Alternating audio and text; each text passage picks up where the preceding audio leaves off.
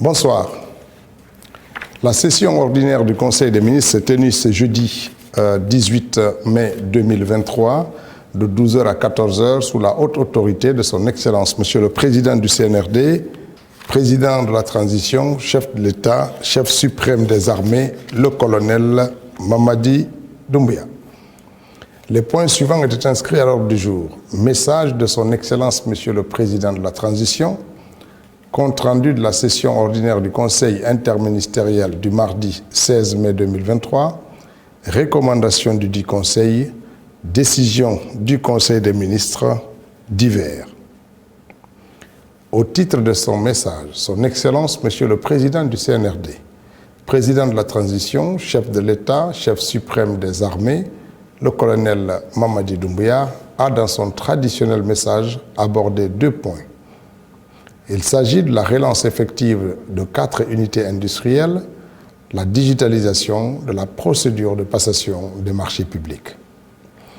Au titre du premier point relatif à la relance effective de 4 unités industrielles,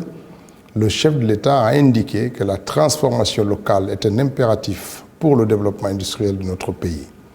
Pour ce faire, il a rappelé avoir donné des instructions lors du Conseil des ministres du 15 septembre 2022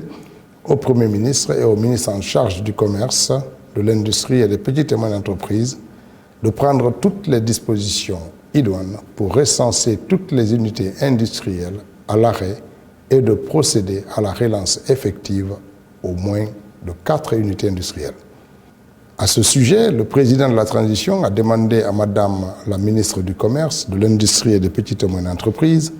de lui faire la situation exacte concernant l'application de cette instruction présidentielle. Concernant le deuxième point relatif à la digitalisation des procédures de passation des marchés,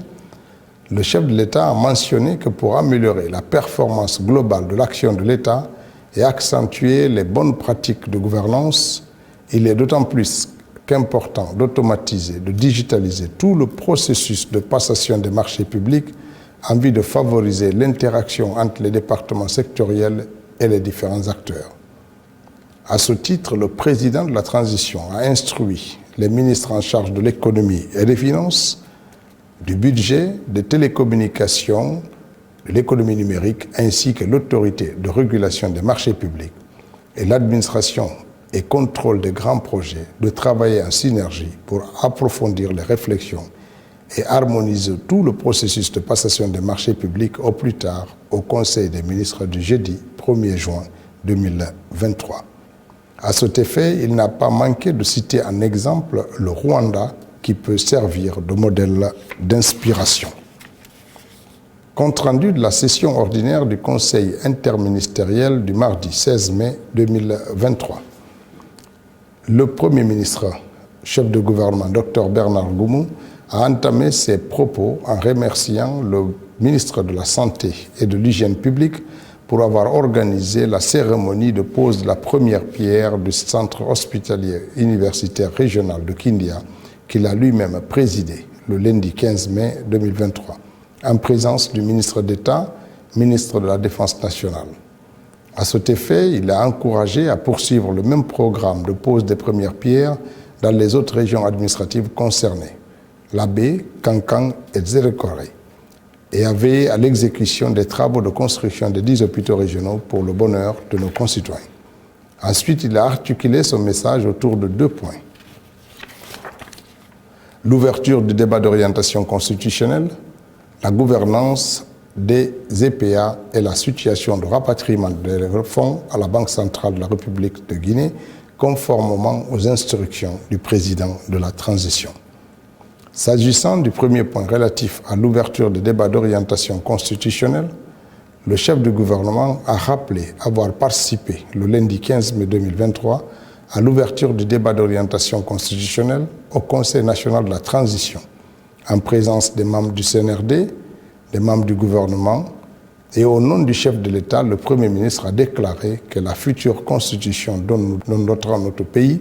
sera perfectible, mais devra résister à l'épreuve du temps, aux défis conjoncturels et surtout aux ambitions personnelles.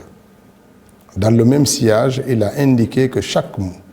et chaque ligne qui seront couchées dans le projet de loi fondamentale devront être choisies, adoptées sur la base de leur qualité à renforcer nos principes et valeurs, en particulier l'unité nationale et la cohésion sociale, la justice et le respect de la dignité humaine, ainsi que la solidarité et l'équité. Le chef du gouvernement a souligné que selon l'histoire, la qualité des dirigeants et des hauts serviteurs de l'État conditionne forcément la gouvernance, le respect et l'application de nos textes, car cette nouvelle convention doit nous rassembler et ressembler. À ce sujet, il a invité les ministres en charge de l'administration du territoire et celui de la justice et le secrétaire général du gouvernement à suivre l'évolution de ces travaux afin de lui en rendre compte régulièrement. Concernant le deuxième point relatif à la gouvernance des EPA et la situation du rapatriement de leurs fonds à la Banque centrale de la République de Guinée, conformément aux instructions du président de la transition, le Premier ministre a rappelé que lors du Conseil des ministres du 16 février 2023, le président de la transition avait donné des instructions fermes concernant les conflits d'attribution entre les EPA et les départements ministériels, mais également entre les EPA eux-mêmes, et de prendre des dispositions pour fournir les éléments de décision pour l'arbitrage d'ici le 15 mars 2023, en vue de fusionner ou supprimer, rationaliser les dépenses et améliorer la gouvernance par un suivi rigoureux des salaires, des projets, des stratégies conformément aux politiques du gouvernement. Face à cette situation, le chef du gouvernement a invité le ministre de l'Économie et des Finances, le gouverneur de la Banque centrale de la République de Guinée, à lui transmettre le mercredi 17 mai 2023 la situation du rapatriement des fonds de ces EPA à la BCRG ou à la Banque nationale des investissements de Guinée. Pour terminer, le Premier ministre a rappelé que le dimanche 14 mai 2023, les leaders religieux ont fait une déclaration encourageant le gouvernement à poursuivre sa politique de main tendue et invitant les forces vives à surseoir à leurs manifestations en vue de donner une chance aux pourparlers entamés depuis le 13 mars 2023. Communication. Le ministre de l'Agriculture et de l'Élevage a présenté une communication relative à la campagne agricole 2023-2024. Au titre des décisions, le Conseil a instruit au ministre en charge de l'Agriculture de faire un rapport sur le déficit alimentaire, importation et production, de définir la stratégie de la Guinée en vue d'absorber le déficit agricole au niveau national,